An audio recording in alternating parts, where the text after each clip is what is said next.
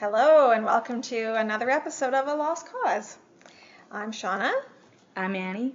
And we actually have someone else with us. This is the next generation of Candidates. Candidates, Yeah. shall we say? This is my sister Daisy. Hi. Say hi, Daisy. Hi. So Daisy doesn't know much about Lost other than... But I forced her to watch like all of season 5 with me. Yeah. Because I needed someone to understand. And she always hears like Annie talking about it and us talking about it. So she's probably has a very strange understanding of Lost. But so far in what you've seen, who are your favorite characters? I like Richard Alpert and Daniel Faraday. Excellent choices. Mm-hmm. Yeah, very good. Yeah, speaking of Daniel, we've got Daniel here right now. So I think we're ready to go. So Daisy will join us again as a special guest once she has a chance to... When she's 16. Yeah, watch the show and... Yeah. Mm-hmm. Okay. All right.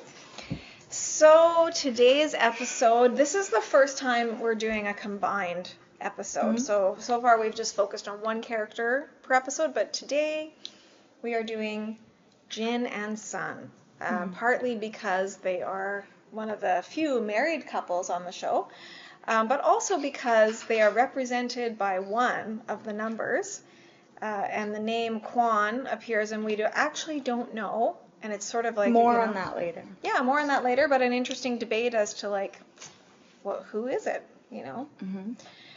So, talking about Jin and Sun, just a brief background. They are, of course, Oceanic 815 survivors. What is our first impression of Jin and Sun in those early episodes? So actually, I'm rewatching with my little brother. We started 2 days ago, and we're already on episode 7. Congratulations to Annie, who just graduated from grade 8 and is officially done with elementary school, off to high school. But first, summer. So, good times. Good times. But me and my brother have started watching Lost. And so rewatching it, you can really tell who they want you to like and who not to like. And you're not supposed... I really don't think you're supposed to like Jin. It might be different if you understand the culture more and if you are part of that community.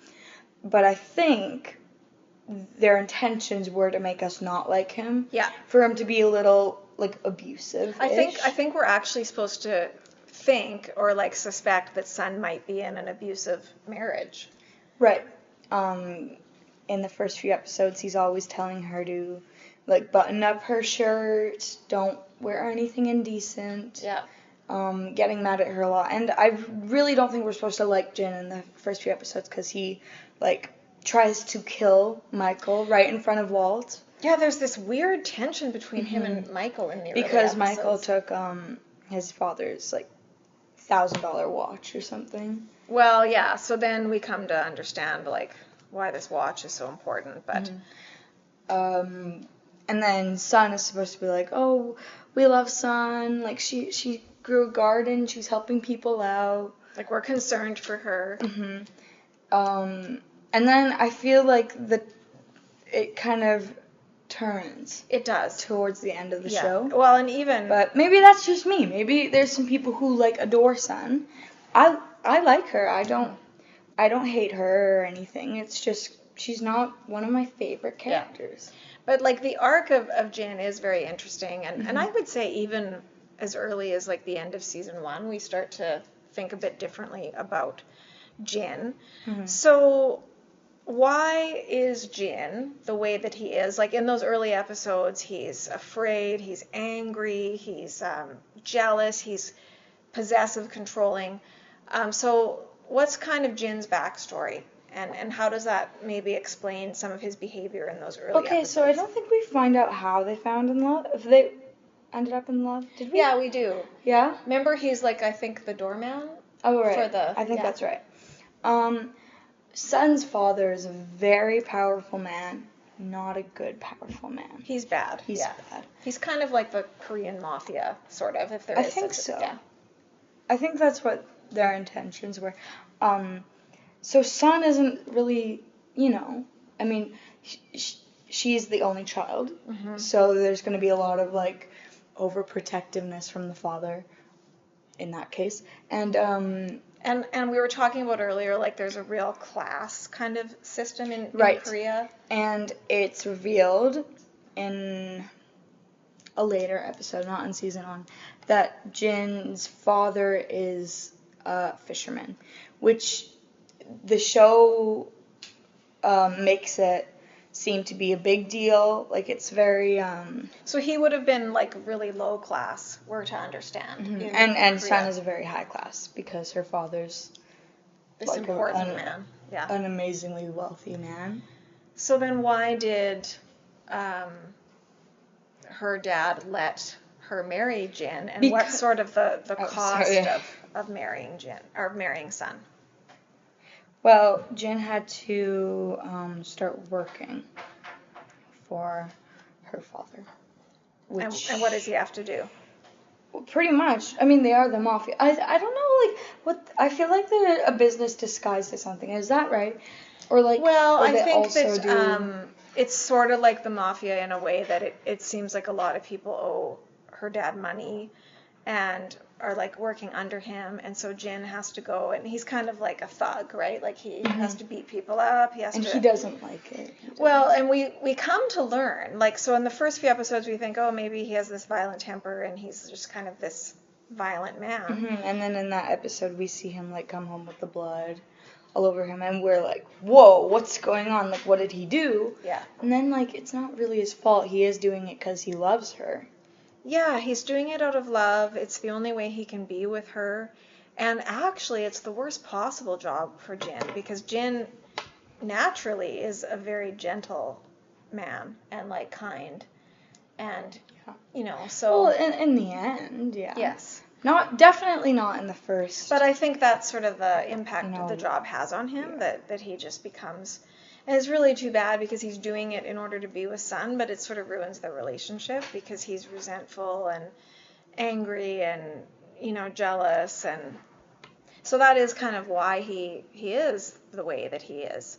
But why do you think Jin changes so much over the course of the show? I don't think there's like a clear answer, but I think that he really does mellow out. Because in the first season, I think everybody is at their worst. Yeah. In my opinion. And that's probably why the island brought them there, it's probably because they've been through a trauma. Yeah. But,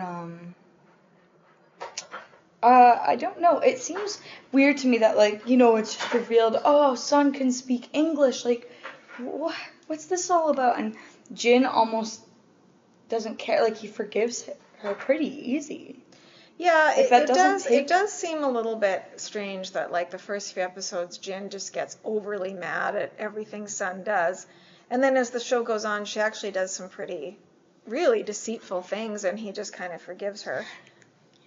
But do you think that the island, like, its healing properties maybe aren't confined to, like, physical healing, but maybe, also people...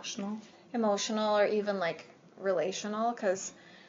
the island really does seem to heal their marriage. We actually learn that Sun, they remember that it's a flight from Sydney to LA, and what was Sun going to do? She was going to run away. Yeah, she's going to leave Jin. From Jin. And then what is the story behind the watch?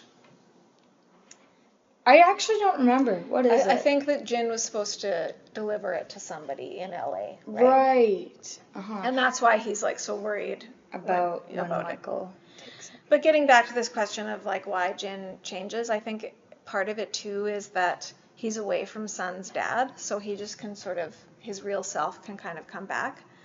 And I think there's an interesting episode, I think it's the episode where Sun is, like, working in her garden, and then Jin gets mad and, like, pulls up all the plants. Oh, I hated that. But yeah, that's sort of like the last bad, like, moment for Jin. But then he makes a comment to Sun about, like, you're the only one I can talk to.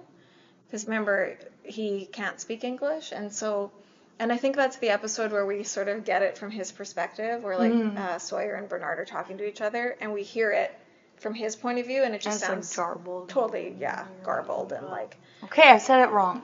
Nonsense Great. words.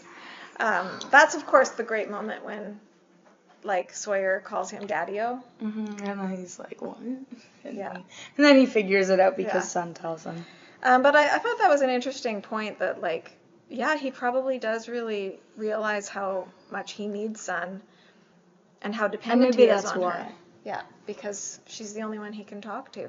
And then, he does eventually learn English during the Dharma years. Especially during the Dharma years, yeah.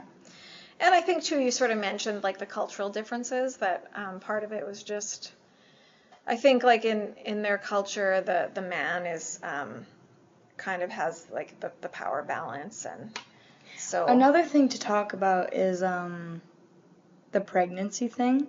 Like, when we figure out Jin was infertile, but then, like, Sun was like, don't tell him, say it's me, and then the doctor does, and then Jin, like, has what the children would say, crash out. Well, no, the doctor just tells them the wrong thing, because, so we find out in a flashback that Jin and Sun were, like, trying to conceive a baby, and that's where we also see their bedroom. And what's cool about their bedroom? Their bedroom has, like, a weird but interesting, what's it sort called? Of like headboard, well, it's just the wall behind the bed, really. And it's like, it's got, like, pillows, like, sticking out of the wall. Yeah. So I don't know if that's a Korean thing, but it was cool. And so then we learn, like, they're having trouble conceiving. They go to a fertility specialist. And then when they meet with him, the fertility specialist says that it's Sun, right? That has the fertility problem. And this is another bad moment for Jin. Like, he gets mad at her and is like, oh, why didn't you tell me? Like, as if you tricked me. And then she says something really cruel. And then she's like, oh, yeah, I was trying to trap the son of a fisher. A fisherman is probably, like, the worst thing she says to him on the whole show. And then, like, later, Sun's out walking her dog, I think. And then the doctor sees her and pulls up. And it's, like, weird because he's probably, like, following her for blogs, just walking her dog. But what does he reveal? That she's not the one who can't conceive. It's Jin. But he didn't want to say that because Jin works for her dad, and he was, like, afraid. Right. Yeah. Poor Sun, actually, in that situation. But that's the episode that we find out Sun is actually pregnant. And an interesting kind of detail, I don't know if you all noticed, but Sun is asking Sawyer for a pregnancy test, because remember, he has this, like, stash of stuff, and he's like, well, you have to tell me what it is. He won't let her just go through it. And so when he gives her the pregnancy test, what's interesting about it? It's Widmore Labs. Yeah, it's Widmore. So on that note, we're going to take a quick break and hear from our sponsor. We'll be right back. Chicken salad sandwiches. Okay, we're back. And we're back with the new sponsor. Yeah, that's what our break was brought for. Totally. So our sponsor is, we've been kind of starting a tradition of getting these little guys every week. They don't really have anything to do with Lost. But... Nope, nothing to do with Lost. But they're called Smiskies, and they're little blind boxes. They glow in the dark, and they're just really nice to just, like, put around your room. They glow in the dark. Don't stop. And I've been naming all of mine after Lost characters. This one is my sister's. We just got her permission to use it for promotional reasoning. This one I just got today, and I was really hoping I would get him because I named him Benjamin, because Ben has a love for books. I guess there is a Lost connection then, because so far Annie's been naming them. And then this one is, ignore my lock screen. This one is Alex. I don't really know why I named her that, but that's Alex. And then I have some other ones at home, but... Yeah, so that's our sponsor. That's our sponsor. Thank you for sponsoring us. We also have just a little, we're going to have a little hello. He's already received a shout out in this episode. Annie mentioned she's been rewatching with her brother Dono. So Dono, come say hello. Hi. Dono is going to be a future guest once he's watched a bit more of the show. Yeah, when I've watched season 1. But what do you think of it so far? I think it's really good. I just finished, like, Charlie's first episode with the moth and drive shaft. So like his first, like his flashback episode. Yeah, his flashback episode. Yeah. So this is Dono, and so we'll be seeing more of him. But so far, you really like it, right? Yeah, I really like it. And I think you said Charlie's your favorite character. Yes, so he is. He doesn't have much of a choice whether Well- or not liking it, but Well, Like, I like Claire and Hurley and Walt, too. And Sawyer. I thought you didn't like Sawyer. Well, like, I didn't like him in the first couple episodes, but then, like, He starts to grow on He started you, right? to be kind of charming. See? That's what we said in our Sawyer episode. So I guess our theory was right. Yeah. All right. Well, not thank much you of a for theory, joining but- us. We'll say goodbye to Dono for now and get Bye, back guys. to our just riveting analysis. Oh dear, this is the worst blooper yet. I think it's I'm all sorry, right. Ben. It's fine. Just don't do that anymore. Okay. So we were talking about the real transformation that Jin undergoes, becoming a better person, a better character, and really by the end, like a pretty loving husband. Mm-hmm. And we were talking about Sun's pregnancy, and so we're told kind of like a few different things.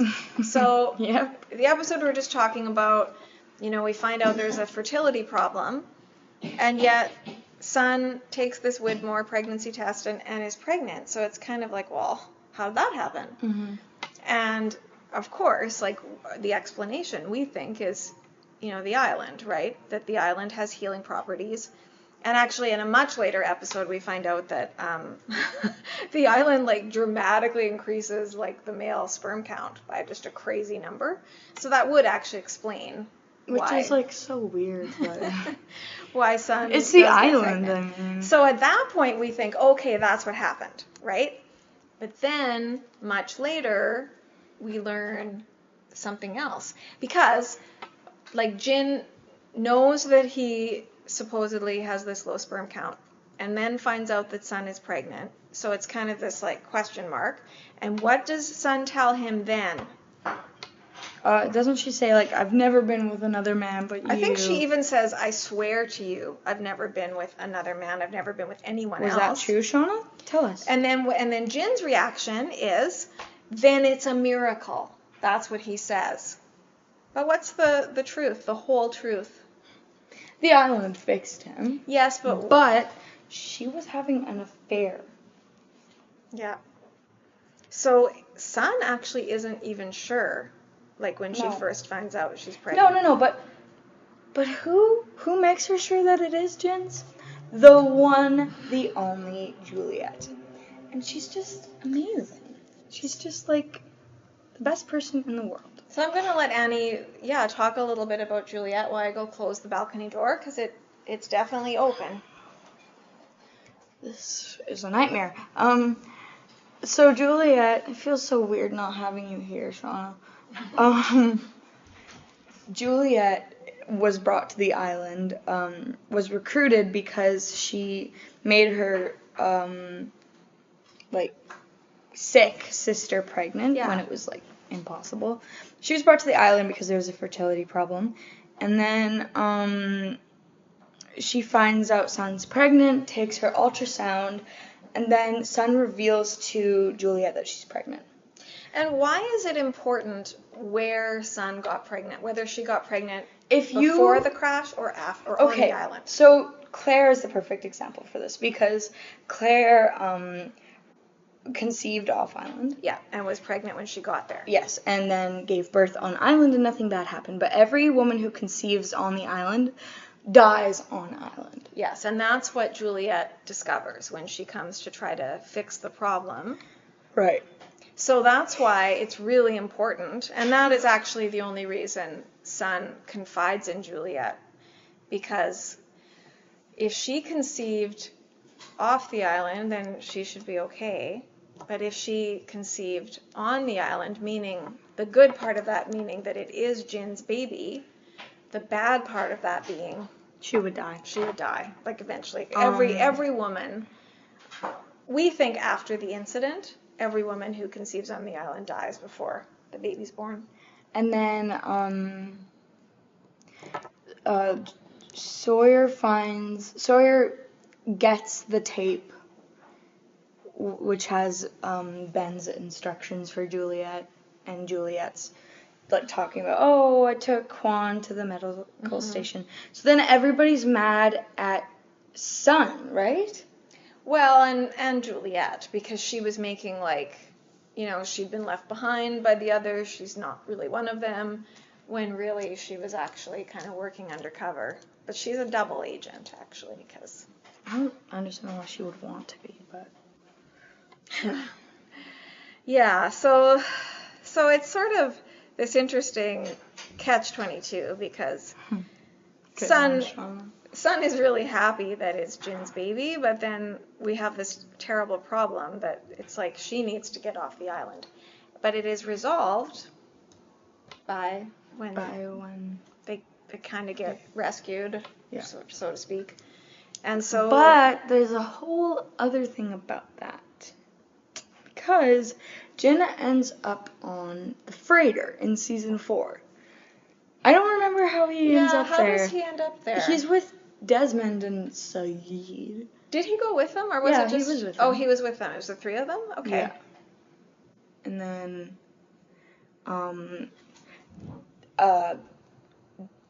Ben is, doing the right thing. He kills Kimi.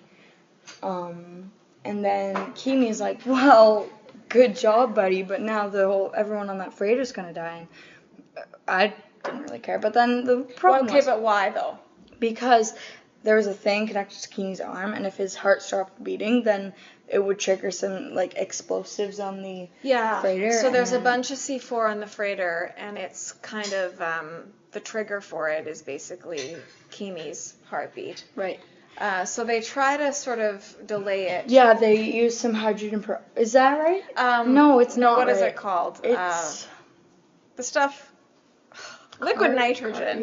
So they're spraying this bomb with liquid nitrogen. And it's freezing it. It's working. And it's working. But then they run out. Yeah. Desmond and Saeed. Why Saeed? End up on the thing, the helicopter, yeah, that. Oh yeah, so the helicopter lands on the freighter. Right. And who's in that? The Oceanic 6 is in that. And then so then Desmond and Saeed get on, but Jin doesn't get there in time. But why? Because he's helping Michael. Because he's helping. But then Michael actually is like, oh, like, go, you have a kid, you have a wife, like, even though Michael does have a kid too, but so then, but he doesn't make it because they're like, no, we can't, the helicopter's taken off, and they're like, we can't go back, we're gonna die. And I mean, they said they would, right? Like, is it Kate or Jack? They're like going to gather everybody, and someone tells Sun, I'll go get Jin. But then they're running out of time, they're running out of gas. So they get on the helicopter, and as the helicopter's pulling away, the freighter explodes. Yes. And that is actually a terrible moment. It is, and then like Sun's like screaming, and it's like so loud.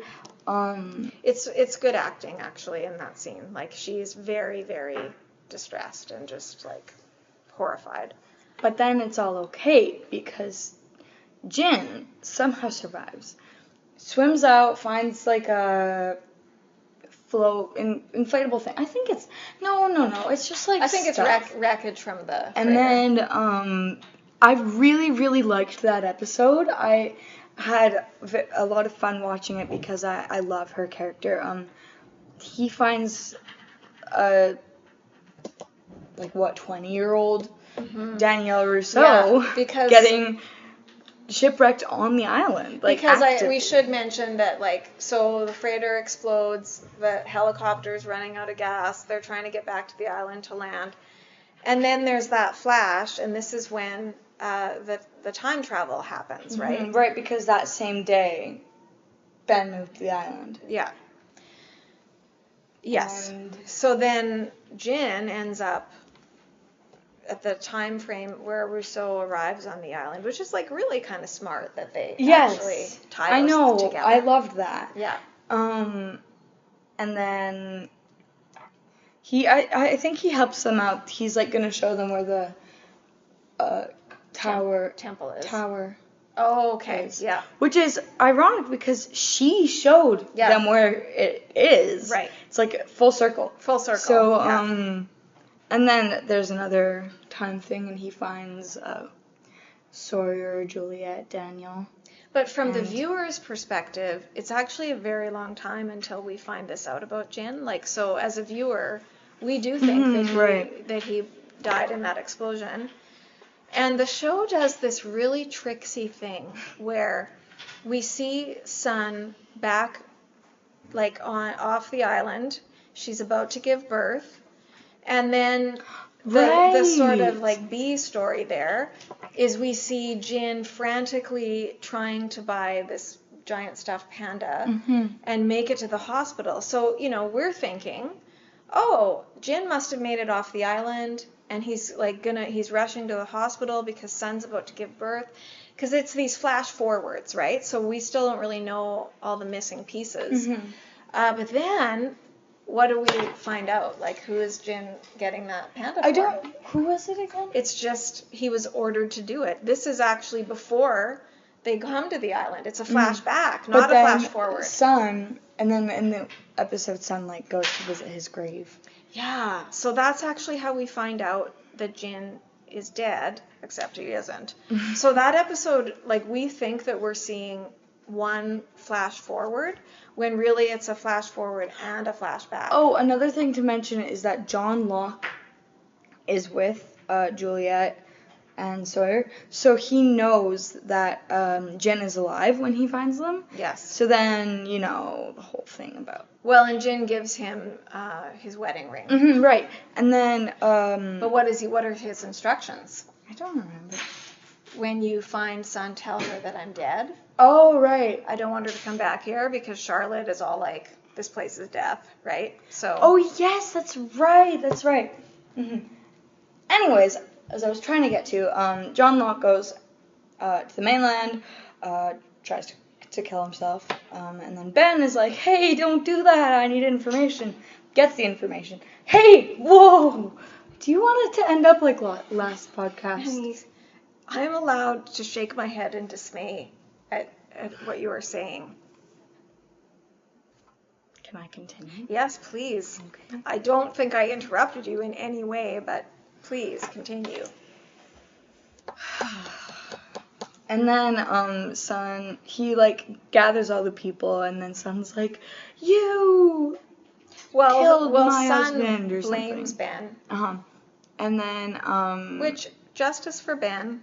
Like, I don't really think it's totally fair that she blames Ben.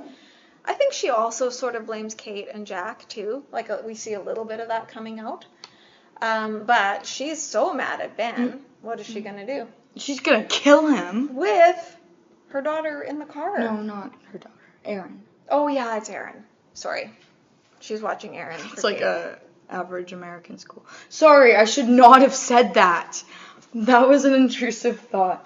But how does Ben, like always, talk his way out of it? Because he's like, well, he's not dead. And then she's like, what?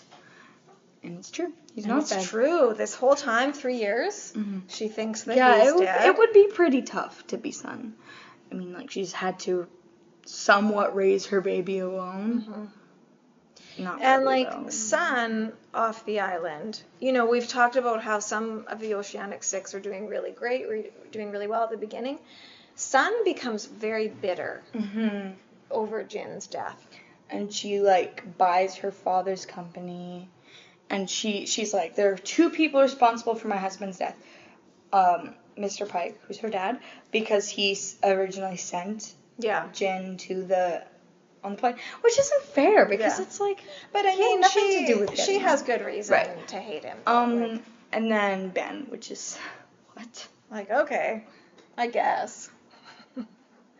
So yeah, but then Ben, just like, man, that guy, right? He knows how to get what he wants. Not only does he save his life, but he persuades Sun to come back.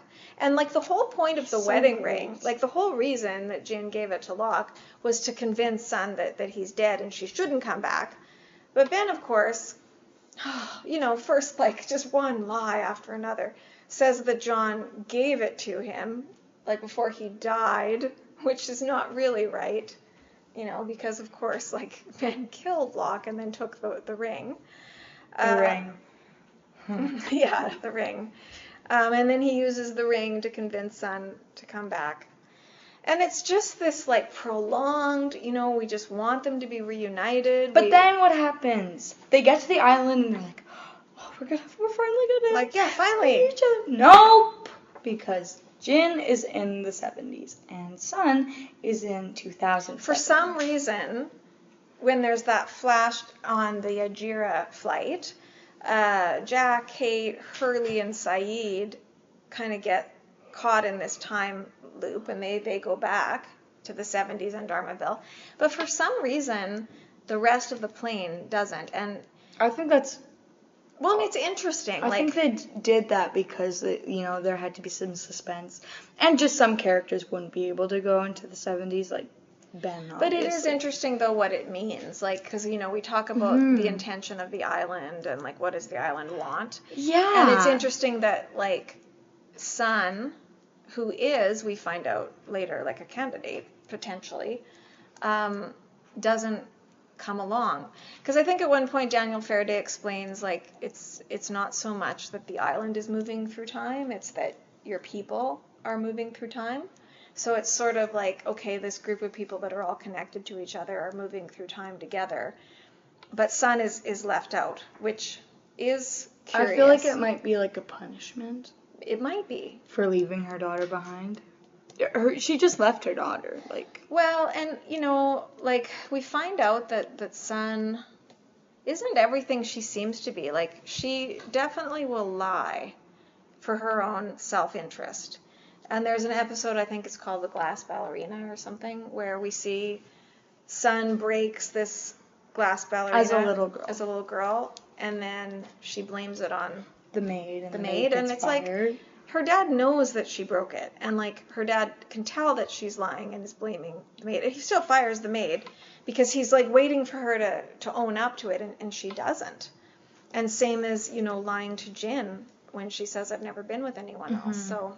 And then everybody hated, like, Juliet for revealing that, but it's like, no, like, she did lie about that. Yeah, and it was true. Like, she just revealed something that was true. So...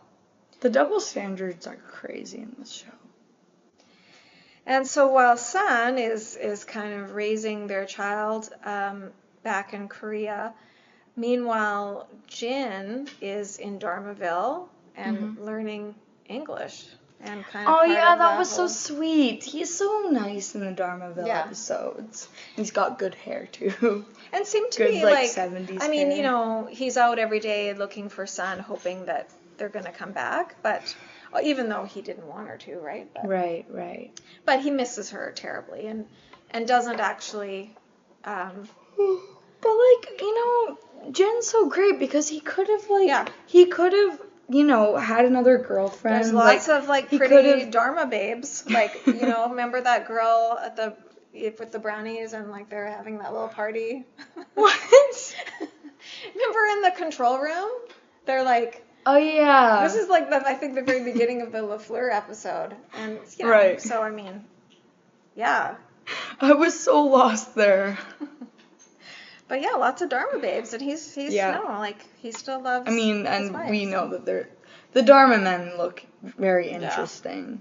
I mean, really, so, I mean, like that's a different story. Jin is, all the main characters are like quite attractive. Actually, yeah, so, that's true. So it was like a good day for Dharmaville when they show up, because the only other good-looking man in the Dharma Initiative is Paul, who gets killed.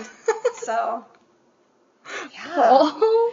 Amy, you never remember who Paul is. Him! I just cannot remember his name. But who would you say? This is going a little bit off topic. Yeah, very off. But of the Dharma men, so we're talking Horace, Phil, Brzezinski. Who is the best looking? Oh, my brother says I look like Horace. I have the same hair as him. You know what, I won't Annie? deny it. I hate to say it, but it might be Roger. Might be the best looking Dharma man. Who else, right? Why would you hate to say it? Because I do not share your great affection and admiration for Roger. In any event. What did Roger do to you? There's a lot of things he did. You have to resolve this contradiction that you love Ben, but you love Roger. These are inconsistent I love the positions. Linus family. Yeah. Okay. Fair enough. I guess so. So let's talk a little bit about this baby that we're so anxious to save. That's why Sun has to leave the island. That's why she gets to be one of the 6 that goes. And so, who is this little girl? Her name's Jiyoung. If I'm saying that right. I really don't want to get it wrong. I think that's right. But I think it's right. And she's very sweet. We don't really see very much of her, but she mostly lives with her grandma. And then Jin said that he wanted to use a character from his father's name if it was a girl, and I think they do, right? They probably do, yeah. Yeah, so it's really nice, but then the problem is Sun's all excited to have this baby, and we're so glad that the baby is safely delivered. But it seems like Sun doesn't maybe spend a lot of time with her. No, she really doesn't. She's always kind of, I'm going to LA, I'm going here, I'm running this business. And then she actually leaves her behind. And then in that episode where she's calling her baby on the phone, and then she's like, I miss you, when are you coming home? And she's like, I'll be home tonight. And then she doesn't go home that night. She goes to the airport back to the island. And never comes back. And then ends up never coming back. So let's talk a little bit about that. It ends up actually being kind of a tragic love story. It is very sad. So you love those tragic love stories. I do. That's totally my weakness. Can't get enough. Yeah. I love a good tragic romance. And so it's tragic because, like we said, Sun comes back. She's by herself, basically, as far as the other Oceanic 6. Sorry, we had some complaints from the noise department. Sun comes back. She kind of teams up with Lapidus a little bit. Yeah, I like that. Which is sort of an interesting pairing. Knocks Ben just right out with an oar. Just hits him. Not fair. So what did he do? He was gonna help her. Another bad moment for Sun here. We see Benjamin Linus just taken off. She follows him. They're gonna go to the other island. And then Lapidus says something like, Sun, what are you doing? Do you trust him? And she's like, I have no choice.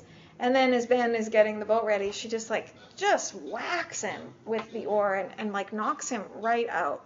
And then says, I lied, right? And it's what else is new? And so I'm personally very hard on Ben for all the lies, just so many lies.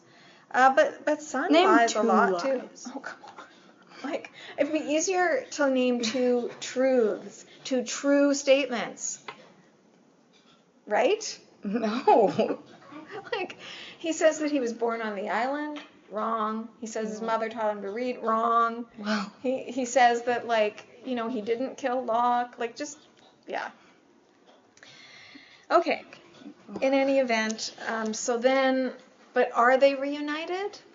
It seems like not, because they're 30 years apart. So, seems like they're just never gonna... How did they get back together? Well, No, the incident. Oh, right. Yeah. So, in an attempt to prevent the incident... They actually... seem to cause it. But one consequence of that is it seems to fix this sort of tear in the time-space continuum, or whatever you want to call it. And so now everybody's back in the present. And I guess it would be, 2007 or something? Yeah, it would be 2007. Yeah. And yes, they see each other and they are reunited. Sadly, it's like the bliss lasts maybe 30 seconds, right? Because like they see each other on the beach. Oh yeah, I think I cried at that. It was just like, oh, it just took so long to happen. So it's building and building, right? You're like anticipation. And then finally this moment arrives, they come together. But then there's Widmore, kill everybody Widmore. and ruin it all. Widmore's terrible. You need to understand that. Like, but we find out that the numbers in the cave, one of the numbers is Quan. 42, I believe. Don't quote me on that. But we really actually don't know which one it is. I think, this is me thinking, that it's Jin. Because Sun's a mom. Well, And I think that so Jin... that would make her, like, number not available. hypothetically crossed off. Yeah. But if they didn't even, like, share one, if it was just, Jin. Yeah. But then the thing is, though, Jin would be a better caretaker of the island because Jin is actually better at taking care of people. That's and, like, true. Kind of, like, I don't want to say sacrificing himself, but, like, thinking of others, putting others first. Whereas we don't really see Sun do that, to be honest. Like, she's actually pretty selfish. That it's like, oh, when she, is struggling in her marriage with Jin, well, then she wants to, like, learn English and leave him. But then when she decides, oh, yeah, like, I want to be with Jin, it's always just kind of what she wants, right? So I don't think she would have been a good caretaker for the island. But let's get to the tragic part. So they end up on the sub. Oh, I hated that storyline. And there is, once again, more C4, and, it's... I think JJ just loves it. I think he just, like, can't get enough. It's like, let's have more explosions. And so sadly, it does explode. We talked about this on our Saeed episode, that Saeed, tries to sort of save everybody, kind of takes the bomb and runs away and takes the brunt of the explosion. But unfortunately, Sun gets trapped behind something. And now the sub is, like, filling with water. Jin could actually get away. And in my opinion, I really do think he should have. I mean, they had a little baby girl at home. Like, And, what makes it worse is that you can't even say, like, she's in good hands. Like, she's being raised by Sun's parents, who, like, we know are bad news.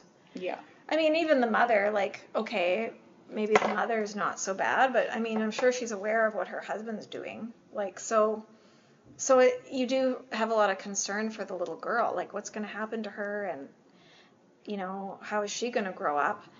But I think just those 3 years apart, like, Jin just decided, nope, like, I'm not going to leave you again. And so they actually die together and drown. And it is... Live together, die together. Yeah. And it is really a very sad, very touching moment. And, like, not the ordinary.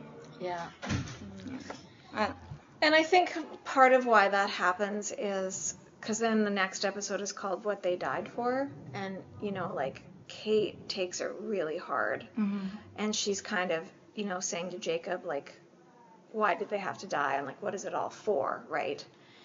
And so I think it sort of shows, like, what is it all for? Like, that there's that question, and there has to be a satisfactory answer.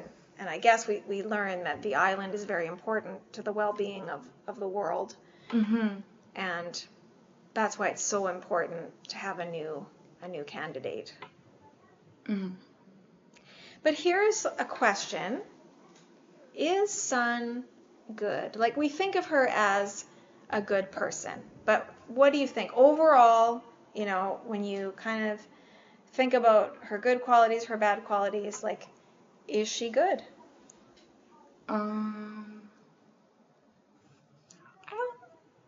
think she necessarily is that great. I don't think she's that good of a person. She's not that bad of a person, but she's not that great. And it's sort of interesting because when you think of the show, like, you don't really think of Sun as like a bad guy, right? But you gotta kind of think of it. Yeah. But there's a lot of problems there. And like Jin does find out the truth about Sun and that she had an affair, and he forgives her pretty easily. So why do you think that is? I truly think he's just so happy that she's pregnant, you know? Yeah. I mean, like, obviously they've been trying for a baby, and then now they get one. Yeah. Well, they would get one.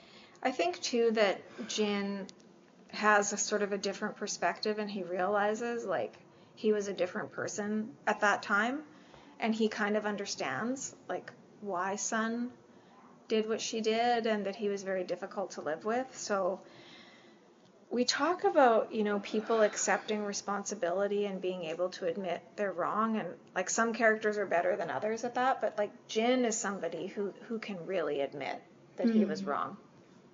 And he is just like so forgiving. It's actually amazing. Another interesting aspect of those two characters is it's kind of one of the really, I don't know if the right word is like revolutionary, but one of the amazing things about Lost is that we see these Korean characters actually speaking Korean. Because normally what would have happened is they would have been speaking English with maybe Korean accents, and we're just go along with it.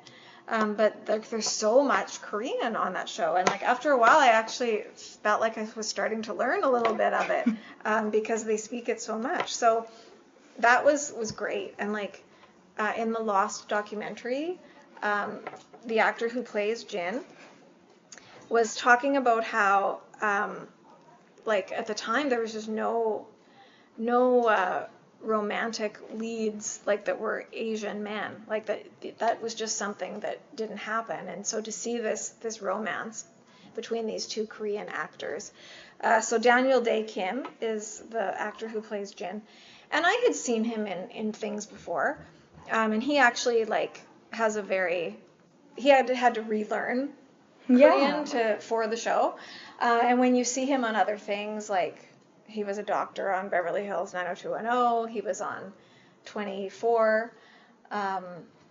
He just seems kind of American, but he learned Korean again, and was recently nominated for a Tony Award, and he was actually the first Asian American actor to ever be nominated. So, congratulations.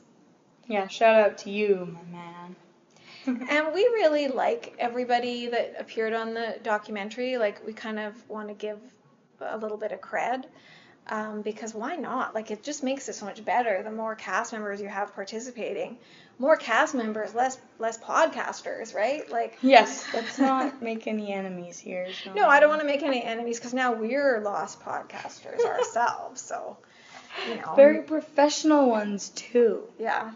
I mean, we say this without having watched any of those other ones, but we don't really need to. Yeah, we know what to do. We know we're better than everyone. But Daniel Dae Kim appears on the documentary, and we learn that he just stayed in Hawaii, and him and Desmond, Henry Ian Cusick, like just love it there. And so tell a story. Well, we should probably save this for the Desmond episode. Do you mean like about? Yeah, just say it. So he, like Desmond, was actually supposed to come to where we live, Saskatoon, kind of our Sask Expo or like a Comic-Con, and he was going to be the guest, and we were so excited, and then like he canceled. Actually, he had a good reason for canceling. I think he was contracted to do like some show, The 100 or whatever. But the story on him is that he just hates leaving Hawaii. And it's kind of like, yeah, like, do you want to, like, leave Hawaii to come to Saskatoon in, like, the early spring? But my dad said that they offered him, like, just an insane amount of money. Just, like... Because they didn't know. It was, like, quite early on in the whole process. So they were like, I don't know, like, how much do these guys make? And so they offered him, like, way too much money. And so he accepted, but then didn't come. But it's all because mostly of his. It's hard to get him to do anything because he just doesn't want to leave Hawaii. And can you really blame him? I don't know. I've never been, so. But just from watching the show, Yeah. like we want to go. It looks beautiful. Right? I want to go to there. I don't really want to go because I'm worried it might ruin the show for me. Interesting. Yeah. And then the cool thing too is that there's all these scenes which like are supposed to be in Korea, and it looks. I mean, I haven't been there either, but it was actually Hawaii the whole time. Hawaii. Yeah. So it is really amazing, just like how much they were able to do on that island. Well, I think we might be ready for the hot take. So what's your hot take, Annie? Take it away. My hot take is that Sun shouldn't have been so forgiven by the lost community. Isn't that literally what I said about Saeed? Yeah. Well, okay, but it's not as intense as Saeed. Yeah, because I think there's more of a debate about Saeed, like, because the show, like you were saying, and I think it was a very good observation at the top of this episode, it's almost like the show is telling us who we're supposed to like and not like. And I think the show at the end is like, okay, we've made Saeed a bad guy. But we never really get that message about Sun. I think we're always supposed to be kind of sympathetic to her. But she lies a lot. She's not truthful to, like, even her husband. So that's my hot take. You might not agree, but that's just my opinion. I still tolerate Sun. I like Sun. And I mean, she's not bad. And you do feel for her and empathize with her. Can I add a little footnote to your hot take? Is that allowed? I guess I'll allow it. You'll allow it? Okay. Annie says yes. So I would say, we talk about Sawyer and his long cons and how he's the con artist. I think that Sun is the real con artist of the show because she pretty much cons everybody into thinking that she's, this really sweet, kind, loving person. And not that she isn't, but there's definitely a side of her that can be, very devious, very self-interested, a little bit manipulative. So, a lot of the things that people are hard on Ben for, actually we see. Same with Kate. In Sun. Yeah, or Kate. Well, I just think Ben's misunderstood, but we'll talk about that in, 3 different episodes? We're still figuring out how many episodes I can, there's just, no way I can just squeeze it all into one, 45-minute. There's just no way, so. I would just, on a personal note, like to ask the audience to, please just check in on me from time to time, because I feel like slowly but surely, Annie's just kind of pulling me in, over to the dark side, that I find myself, saying things like... But is it the dark side? Is it the dark side, Shawna? In fairness to Ben... Okay. Or actually, when you really think about it, Ben didn't, and now I'm, defending Ben and, but hear myself saying things like, poor Ben. Here's the thing. I'm going to go against what you just said, because... We know that there's 2 players, one is dark, one is light. Who's Ben playing for? Himself. No, the light. He's doing all for Jacob. So he says. I guess that's the Don't question. give me that. But that is the question about Ben. Is he doing it all for himself, or is he doing it for the good of the island? He's doing it for the island. I mean, he let Alex die because he didn't want the island to be taken. I agree that a lot of what... See, I told you. It's going to take so long to get through his podcast.